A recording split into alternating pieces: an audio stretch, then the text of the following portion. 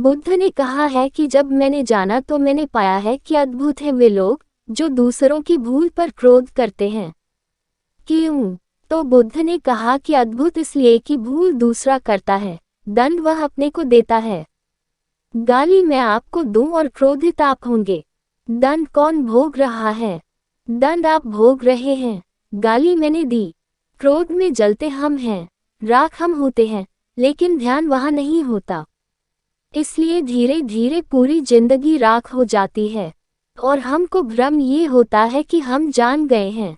हम जानते नहीं क्रोध की सिर्फ स्मृति है और क्रोध के संबंध में शास्त्रों में पढ़े हुए वचन है और हमारा कोई अनुभव नहीं। जब क्रोध आ जाए तो उस आदमी को धन्यवाद दें जिसने क्रोध पैदा करवा दिया, क्योंकि उसकी कृपा, उसने आत्मनिरीक्षण का एक मौका दिया, भीतर आपको जानने का एक अवसर दिया। उसको फौरन धन्यवाद दे कि मित्र धन्यवाद, और अब मैं जाता हूँ, थोड़ा इस पर ध्यान करके वापस आकर बात करूँगा। द्वार बंद कर ले और देखे कि भीतर क्रोध उठ गया है। हाथ पैर कसते हों, कसने दे क्योंकि हाथ पैर कसेंगे। हो सकता है कि क्रोध में, अंधेरे में, हवा में, मुंह से चलने दें। द्वार बंद कर दे और देखे कि क्या क्या होता है। अपनी पूरी पागल स्थिति को जाने और पागलपन को पूरा प्रकट हो जाने दे अपने सामने।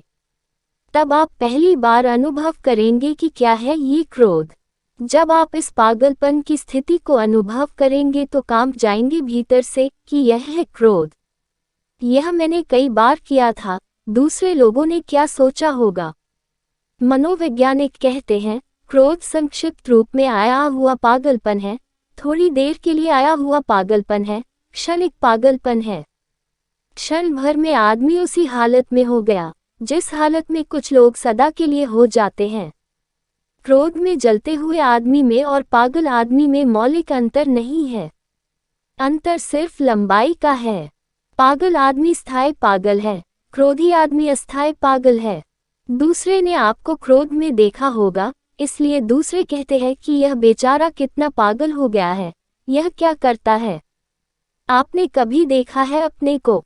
अतः द्वार बंद कर लें और अपनी पूरी हालत को देखें कि यह क्या हो रहा है, और रोके मत, प्रकट होने दें जो हो रहा है और उसका पूरा निरीक्षण करें। तब आप पहली दफा परिचित होंगे, ये है क्रोध।